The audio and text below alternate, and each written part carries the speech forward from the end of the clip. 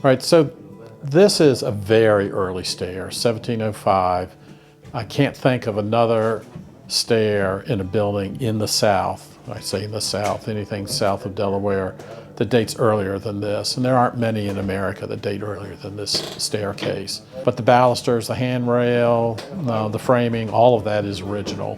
Early in the project, John Gaver wanted to protect the staircase from construction, so it's now enclosed with plywood and padding. One reason for protecting is that this is one of the most important staircases in America. There's no staircase that I have been able to discover that's earlier than this, certainly from Delaware on south.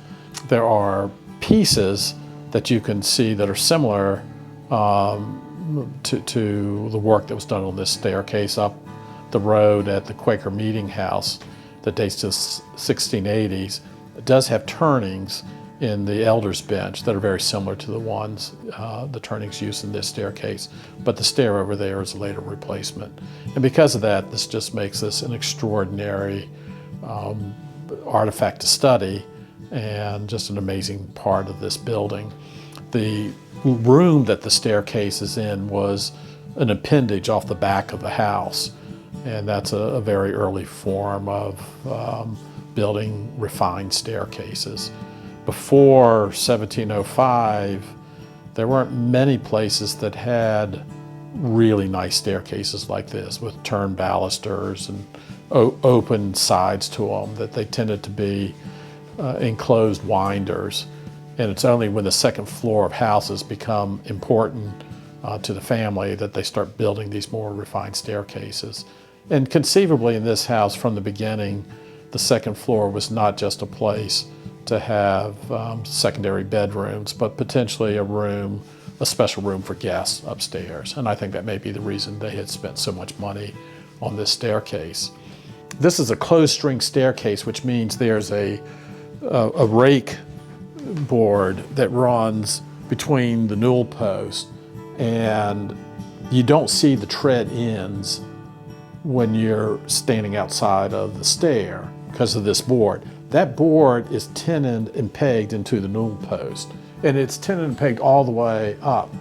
And so when our guys were jacking this thing back up in place, they sort of had to jack everything together because the entire thing is a structure that's connected together. And as the stair was sagging before, it's stressing those tenon joints. But I don't think any place to the point where they broke.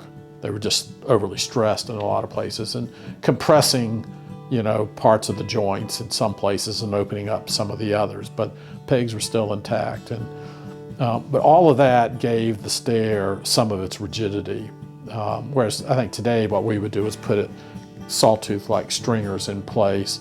We'd support each one of the landings, and each run was kind of thought of as separately. In this case, it's all one big structure.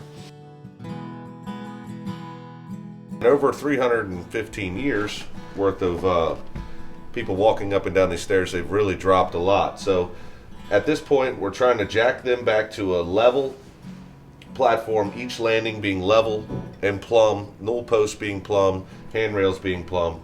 In doing so, we have to do this in unison as a unit because the way that they were constructed was so unique in the sense that they have all these joints that go into each newel post for a stringer, for a riser, handrail, and so on.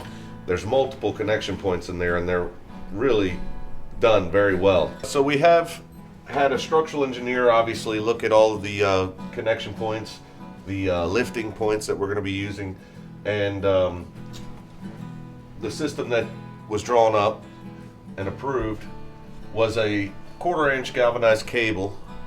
So the cable system is going to come through this floor joists right here that are in this landing. It'll have a turnbuckle inside of here.